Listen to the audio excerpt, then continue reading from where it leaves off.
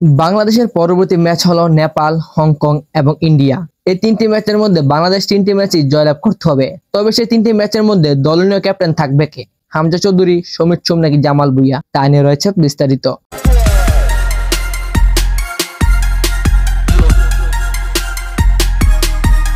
আমরা সকলেই চাই বাংলাদেশ পরবর্তী ম্যাচগুলোতে জয়লাভ করুক। বাংলাদেশের পরবর্তী দুটি ম্যাচ হলো বাংলাদেশ বনাম নেপাল এবং বাংলাদেশ বনাম হংকং।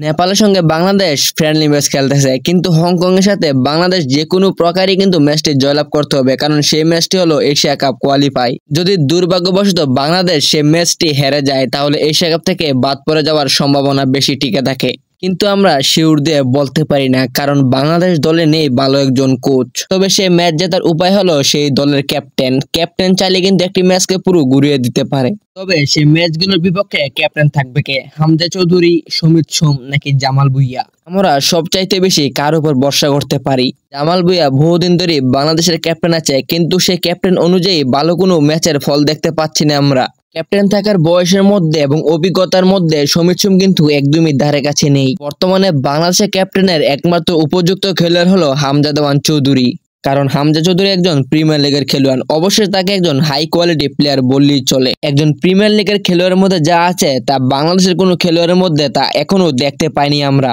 তখনই দেখতে পারবো যখন হামজা দেওয়ান চৌধুরী পুরো বাংলাদেশের দলকে কন্ট্রোল করবে। হামজা দেওয়ান চৌধুরী যা জানে তা আমাদের টাকলা কাকু কোচ কাবরেরাও জানে না। সো বন্ধুরা, বাংলাদেশের ক্যাপ্টেন হওয়ার যোগ্যতা রাখে হামজা দেওয়ান চৌধুরী। তো আপনাদের মতামত কমেন্টে বলে যাবেন।